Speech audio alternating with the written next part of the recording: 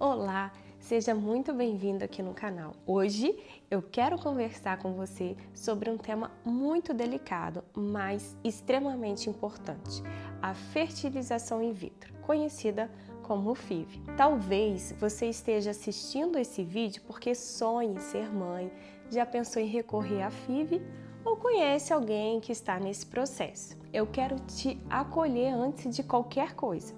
Eu sei da dor da infertilidade, eu sei como é difícil lidar com o silêncio do ventre e com o desejo de gerar um filho.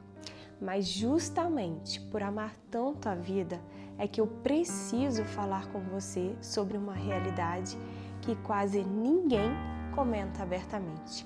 A FIV sempre envolve a perda de vidas humanas. E eu quero que você entenda isso de forma clara e sem rodeios.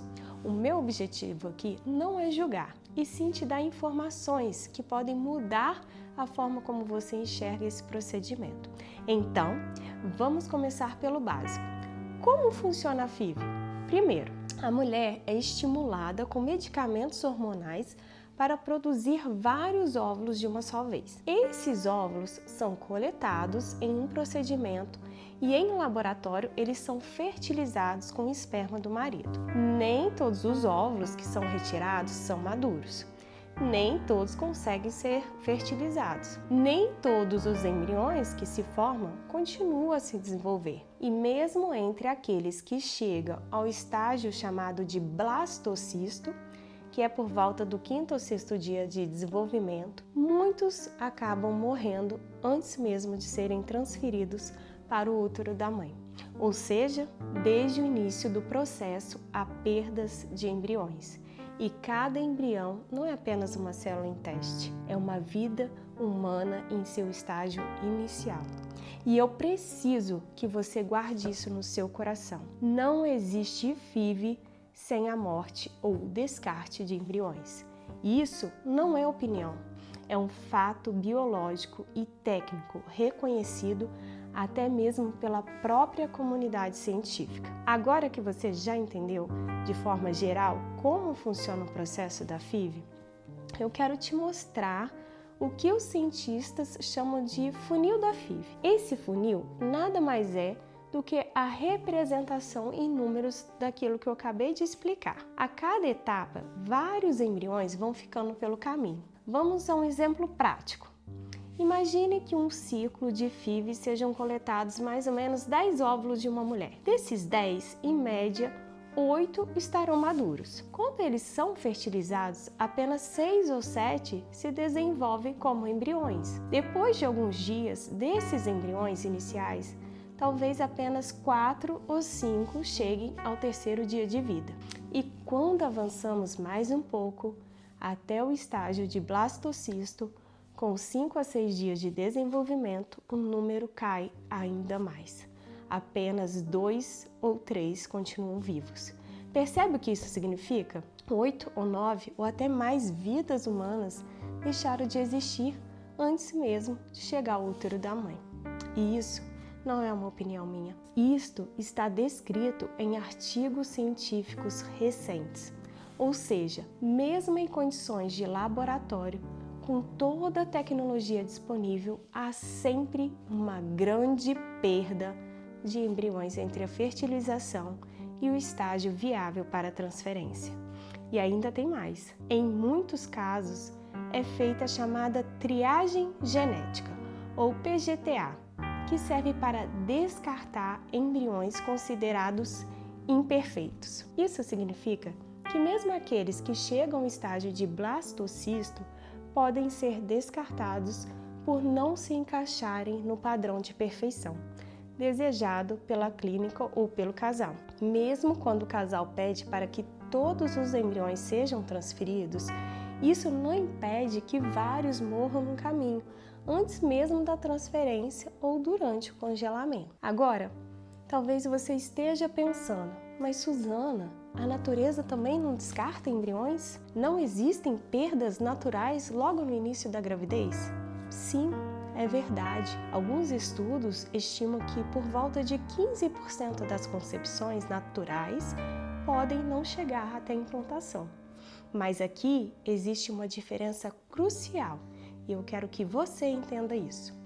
As perdas naturais são involuntárias.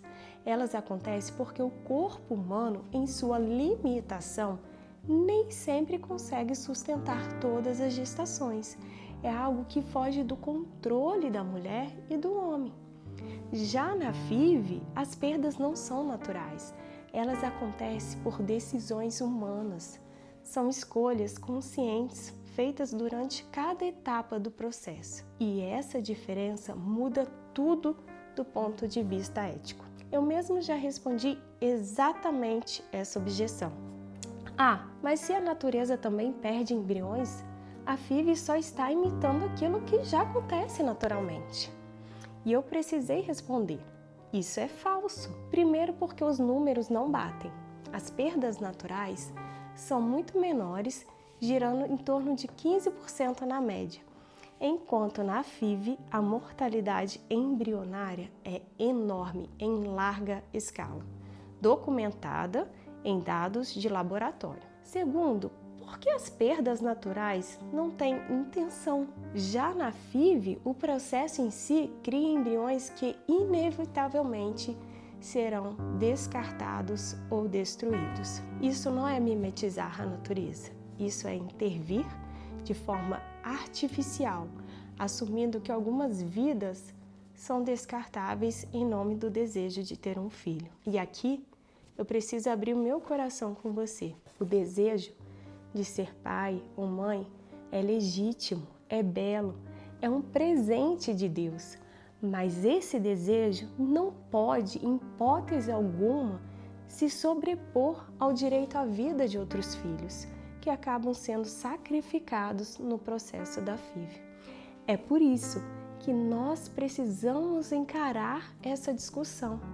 Não basta dizer que a natureza também perde embriões.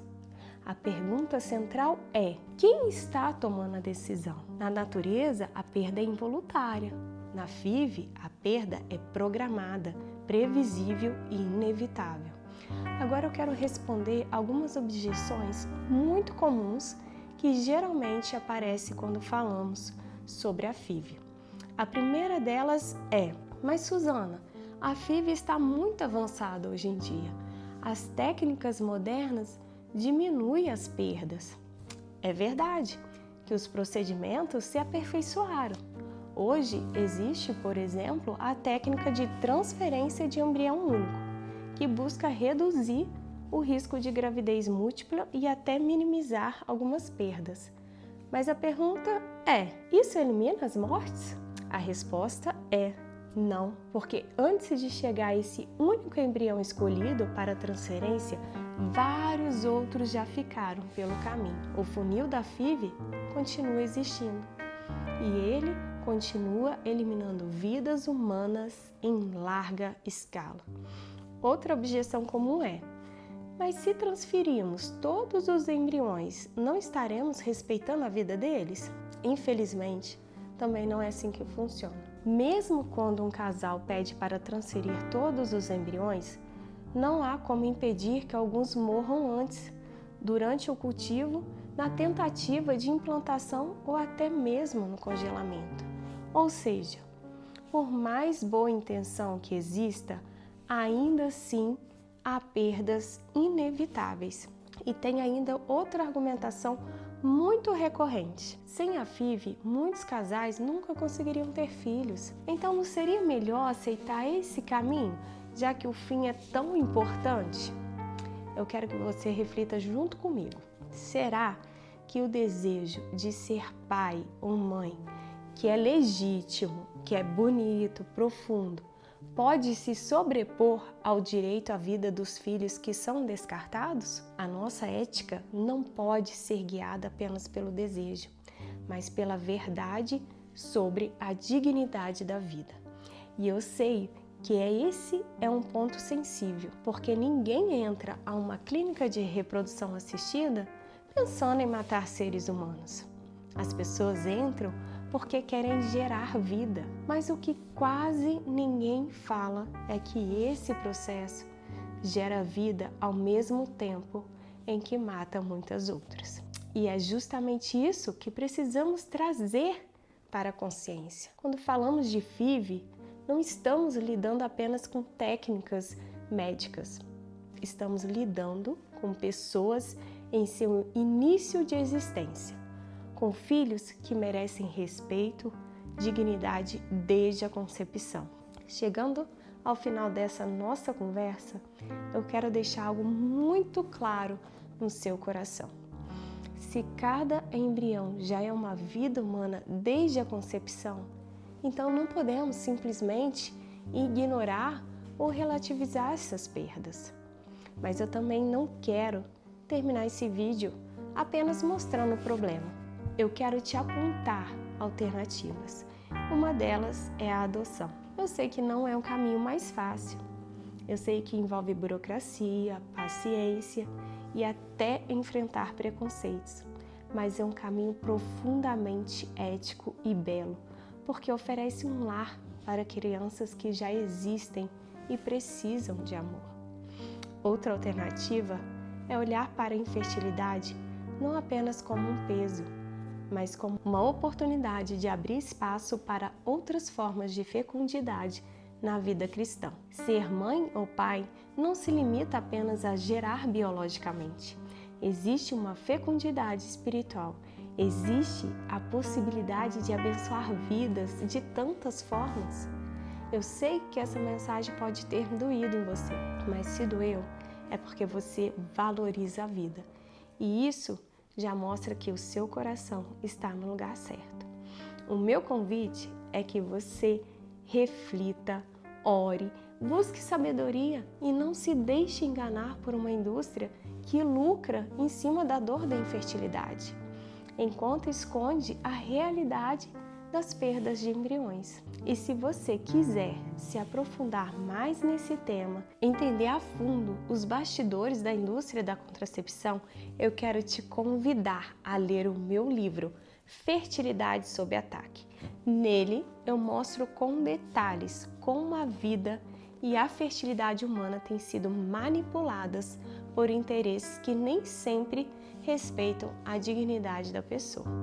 A vida é sempre um presente, desde o primeiro instante, e cabe a nós defendê-la, mesmo quando isso significa abrir mão de caminhos que parecem mais fáceis, mas que custam muito caro em vidas humanas. Muito obrigada por ter ficado comigo até aqui. Que Deus abençoe a sua vida e te dê sabedoria para discernir sempre o caminho da verdade.